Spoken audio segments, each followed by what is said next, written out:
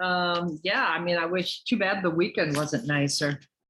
Uh, Some of Carl's friends, it was her birthday, and they went out on the tall ships. I guess she had a pirate theme for her party, and had rented a tall ship for the party. well, that's fun.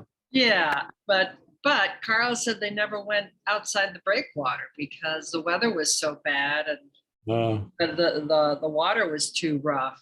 And I said, well, was that Saturday or Sunday? Saturday Okay. night. But I said, well, it would kind of ruin a party if everybody got seasick. Carl's like, yeah, a bunch of landlubbers. Landlubbers. But yeah, that's actually, I saw a thing in the paper.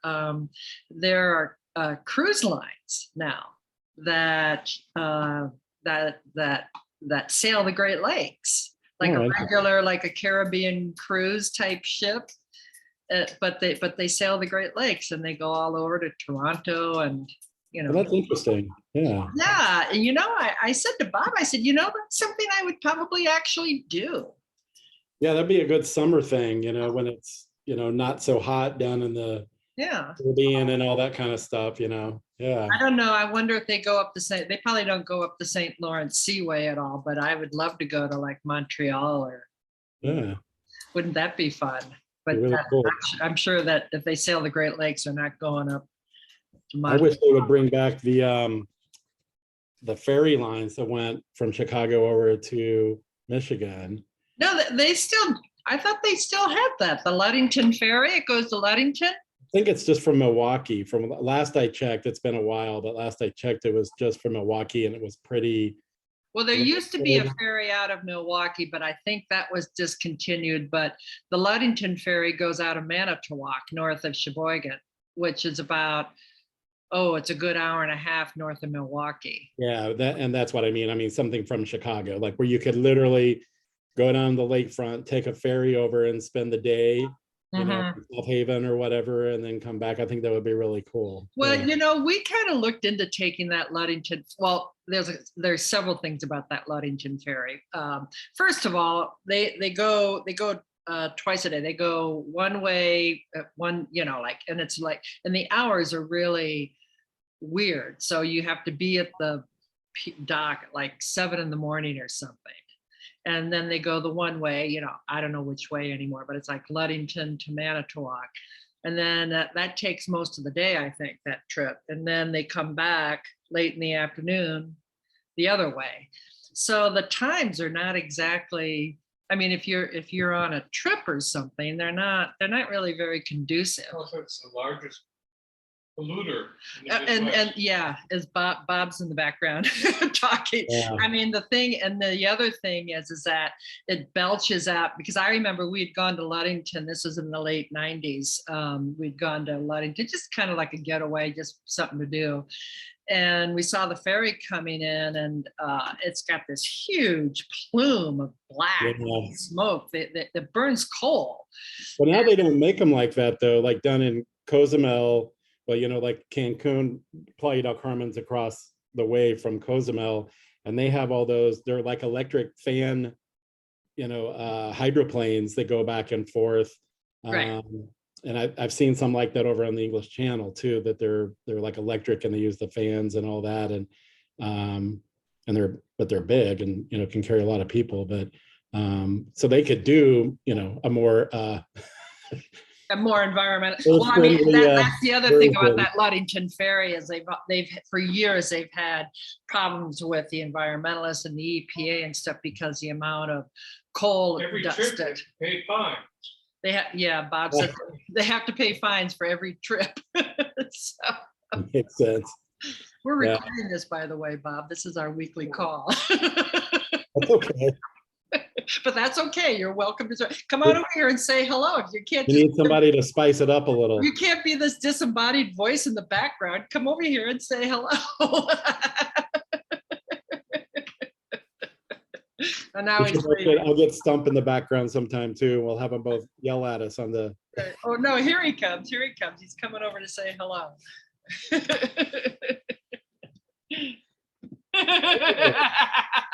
Twice in 2 days, I get to see your face. Anyway, so yeah, so like, I don't know why, but they've never really quite taken off, the ferries. I don't know why. Yeah. I mean, you Well, think from what I understood, it used to be a pretty, back in the day, was a pretty regular route, and people used them for that people would go over, for the day or the weekend, to the beaches and on the Michigan side, and then come back. And there was kind of well, a you remember the biggest cause loss of life in the that was on the river though. that Yeah. was on the river, but that's what they were doing. It was a company picnic. Mhm. It was a lot of those people are buried up at Bohemian National Cemetery because it was a company picnic, and they were seamstresses or something, and they were all Bohemian. I mean, it was a huge Bohemian population that worked in the factory, and they were taking them over to Michigan for the day for a company picnic, and everybody ran to one side of the boat and capsized the boat, and A really weird the deal, ship. yeah. I guess it was more of a ship, and I don't know how many hundreds of them died. Like it was like close to 1,000 people, I think. And they still have a marker actually down on the river where that happened. It was, I think, around LaSalle. I think it was on LaSalle is where the marker. I think it was like between Clark and LaSalle, I think, yeah. Mhm. Yeah, but that's what they were doing. They were going over to a company picnic on, I think, like Michigan City or something like that. Yeah, of course, that was a chartered boat, but Mhm. evidently there used to be a fairly strong ferry line that that went seasonally, but obviously, but that there was a kind of a tourist trade even set up for it over like in South Haven, I think was where it went. But anyway, yeah, that'd be kind of cool to get that back running Yeah, again. yeah. Well, maybe maybe the trains they just felt were probably the same time. You could probably get there in the same amount of time and safer and more reliable. You don't have to worry about the weather, stuff like that. But yeah, I don't know why it never quite took off. But speaking of train lines and projects that never took off, the Tribune today, I thought it might be kind of fun to talk about. They have a whole article about projects that never materialized. One of them being Block 37. They were going to make the Super Express. The transit hub or whatever underneath. Yeah, and it was supposed to be like these luxury rail line going out to the airport. It's supposed to be, and apparently they just never. I guess there's still something there underground, but they just stopped work. They ran out of money and couldn't do it, and now it's just sitting there. They did like an RFP on that space down below Block 37. You mean recently? Yeah, it In may the last couple of years. probably before COVID, like maybe right before COVID. And it was kind of, I don't know if it was technically an RFP, but it was basically they were doing kind of a contest sort of thing to see what suggestions people had for using it. And they had the photos of the space, and it's almost like looking at McCormick Place, like underneath. Oh. It's got some support beams, but very few, and it's really high ceiling, and it's like black on the ceiling, and it's this giant, like multiple football field space underneath there. Wow. Yeah, what the article says is work stopped at the site in 2008 due to massive cost overruns. A combined 200. Well, we also know what happened in 2008. Yeah, 2008 is when they stopped work on it. A combined 213 million has been spent on the project, yet there's not much more than a massive hole in the ground to show for it. Well, It is, but it's also much more of a finished space than you would think too. Yeah, yeah, I yeah. mean, it's not built out, but it's like you're inside of a convention center down there. It's not like, They have a picture of what it was supposed to be. This is what it was supposed to right, be. right. And they talk about the Lucas Museum. Oh, And right. then they talk about Elon Musk was gonna have those, you know, The that tunnel. thing, and that, I guess that was kind of Ram was the one who was pushing that when he announced he wasn't gonna run for mayor anymore. Then that was the end of that, because Lightfoot wasn't behind it at all. And oh, and then they talk about the Crosstown Expressway. I guess I didn't realize this. It was the Crosstown Expressway was supposed to run down Cicero Avenue. Yeah, they should have built it. It would have made such a huge difference with all of our traffic issues. Well, yes, but now they're saying that maybe it's just as well that it did. Here's what they say. The much touted Crosstown Expressway never happened, but its discussions launched many subsequent roadway and public transit improvements that gave it a ghostly and largely positive presence. Traffic congestion remains a problem, but considering the communities that still exist because this project failed, and the need to think seriously about our fossil fuel use now and in the decades ahead, it's probably for the best. Well, the fossil fuel thing is not gonna get worked out by not building roads. I mean, Well, but you know, they do say that the more roads you know, the more and better roads that you build, it just encourages more people to get out. I'm in that camp. However, that is the one road that I've always been behind and endorsed, because we're funneling too much, you know, how everything in this city is funneled into Hubbard's Cave, basically. Right. From all directions, all around Lake Michigan and everything is funneled right there. And then it's too difficult to get north, south. It's too difficult for people that aren't going into downtown to get around it. And it would really relieve. And I also think if they built it, it would also help support a better, actually public transportation too. If you can get some of those people in that that traffic flow and people in that kind of, you know, outside of downtown area, you've got better reason then to do like the kind of the equivalent of like a 294 or whatever, but in the public transportation, linking all of those lines that go in, linking them all together in a hub, in a circle from from an outer point. And that just make public transportation more usable and connected, because it's so, unless you're in very particular areas in the city, it's very disconnected. You know, the same thing, you can't get from the south side or southwest side or west side to the north side without going in to downtown. To the loop and then back out again. Yeah. Well, no, that was the idea of the crosstown, was to be kind of like the rim of a wheel and connecting the spokes. So right. But I think it would actually, you know, it sounds counterintuitive, but I think it would actually influence creating that same hub or wheel in the public transportation as well. You know, and you could have spots along that where you could connect to it. The neighborhoods around that would build up more. Anyway, that's one of the few road systems that I really do support. And the other project they talk about is the Chicago Spire. Oh yeah. Yeah, the Chicago Spire and the big hole in the ground. There it is, the big hole in the ground. I guess they built. That's not the only one that didn't get built there either. There's been multiple. Well, no, well, Related Midwest now owns it, and they apparently have recently have broken ground on. They're building 2 apartment towers. Yeah, and they. I don't know.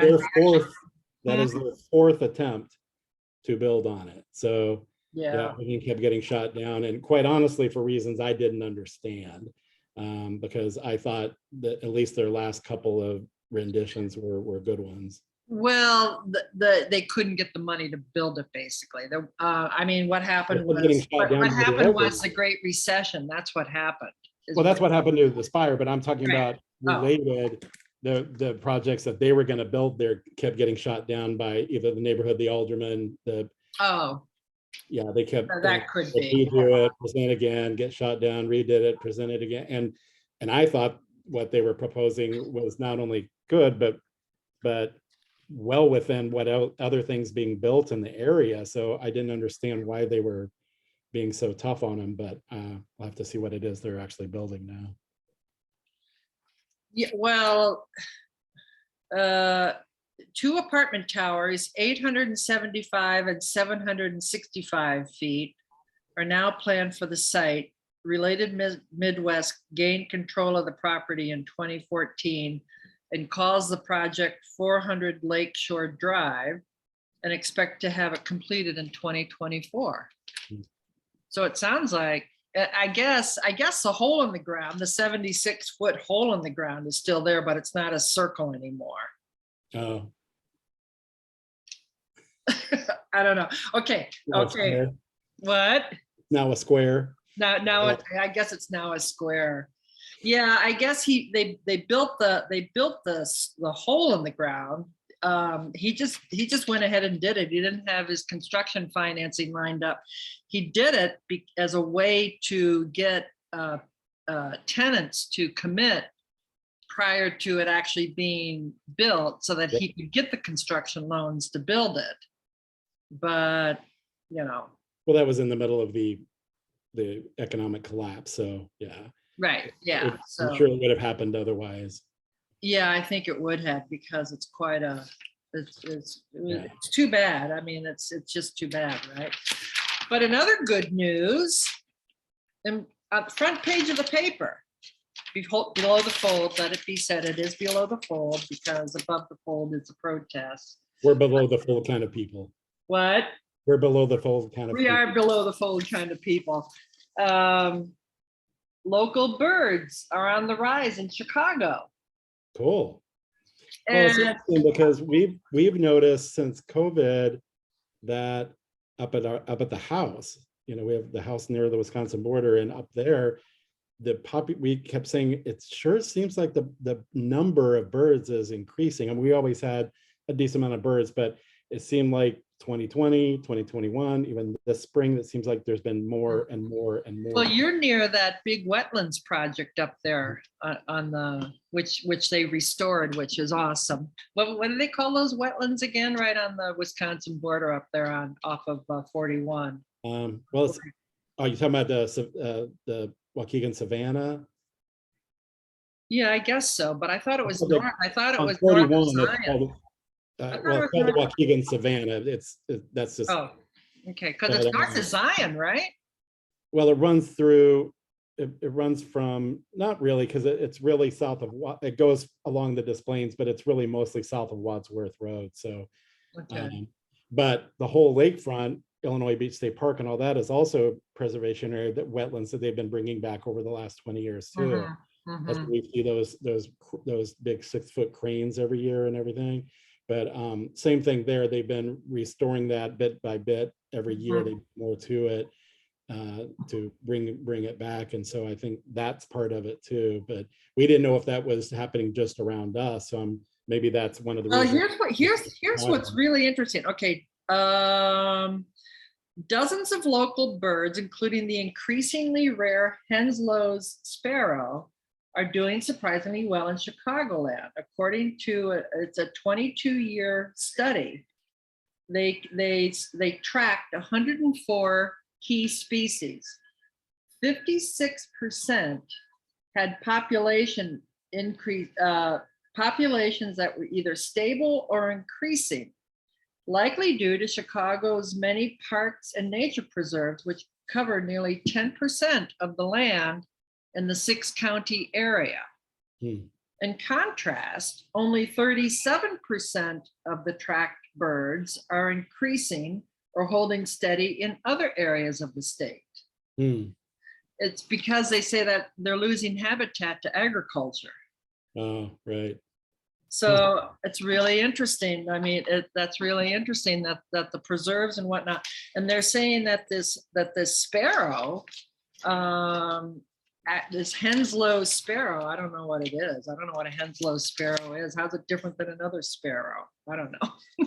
There's probably 30 kinds. Right, exactly. Yeah, at least 30 that we know about. And but this Henslow sparrow needs oakland, old oak. Wait a minute. No. That's not the. But anyway, well, never mind. And the other birds that's made a big comeback are the sandhill cranes. Yeah, those Made a are big come the ones that I see up at the lakefront and Zion. the cranes. Yeah. So here, only They look about like kangaroos from the back. They're that tall and they're the same color as kangaroos, and they as a haven't been kangaroo. Have you seen a lot of kangaroos in the wild? Have you? well, I guess I've seen photos of them, but to see them from the back, the first time we saw them, we were like, what is that? Because they're so big and they're shaped like that. And they even have like a little indentation in their back Oh, huh. for the tailbone sort of thing. And so they turned around, we were like, oh my God, what it looked like a large mammal. But Yeah. anyway, they're pretty amazing. My mom talks to them and they talk back. They were hunted almost out of existence in Illinois by 1900 and were listed as endangered, but they have been found breeding in Lake County and are now increasingly common. They saw an average annual increase of 7.5%. The increase may be due in part to the loss of wetlands in other parts of the state, with the birds flocking to the wetlands that remain. Oh no, it's the red-headed woodpecker that responding to the restoration of open oak woodlands. The woodpeckers need oak trees. Yeah. And I remember when we were living in Lake Forest, they did a big, they have those preserves there on the west side of town, and they had torn out, they did this whole preservation thing and replanted oak trees. They had all these invasive species, and it was a massive project, and huge trees that they took down, but they were invasive species, and they took them down and replanted oak trees. So because Lake Forest, you don't cut down a tree in Lake Forest. They're very protective of their trees. So I was really surprised, but that's why they did it, because they were trying to restore the habitat. What? The T incident? The what? The Mr. T? Yes, Mr. T. They still talk about that. That brought up all sorts of new ordinances in Lake County. Yeah. Yeah. Do you know? I mean, that happened like in the mid 80s. I mean, holy moly, it's been 30 years and they still act like it was yesterday. And the official logo for Lake Forest includes this old, it's called a white, what is it called? A swamp? It's not like Mr. T with a X through it. I can't remember the kind of tree, but anyway, the tree is actually in front of, it's an actual tree, and it's in front of, it's a swamp oak maybe, or I don't know what anyway, but it's the Lake Forest logo. It's included on their logo. And when they did the condo, it used to be City Hall for Lake Forest there on Wesley Road, and the tree was in front of City. Now they've moved everything out west, out by 60, so it's now defunct, but they had all the municipal garages there where they parked their dump trucks and all that stuff. And it only took 10 or 15 years, but they finally got a plan in there, and that's all gone. And they built single family homes and a condo complex in there. But part of the problem with them getting the approvals to build there was they had to make sure that this tree was taken care of. Yeah. It's like 110-year-old tree or something like that. I don't know. When they were doing the construction, they had a big fence built around it to protect it, and they couldn't build too close to it because they didn't want to damage the root system. And Yeah, our Lake Forest is very protective of their trees. Anyway. Right, have we solved all the world's problems yet? Yeah, well. Birds and trees. But I just think that I mean, it's nice to have some good news for a change about, right? I mean, that is so surprising, right? Kind of a fun fact that The birds are back. the birds are back. Yeah, so good for us. Yay us. But anyway, see, it's not all so bad being in Chicago. I was surprised at that statistic that 10% of the land is actually devoted I mean, it makes sense. I mean, parks, and the city logo, the city motto is the city in a garden, herbs and orto, city in a garden. And indeed we are. I think that's like the fourth time you brought that up on these calls. I guess I like that fun fact. All right. Well, have a good week, everybody, and join us next week. I don't know. We'll figure out what we're going to talk about then. All right, and remember, herbs and horto. Bye.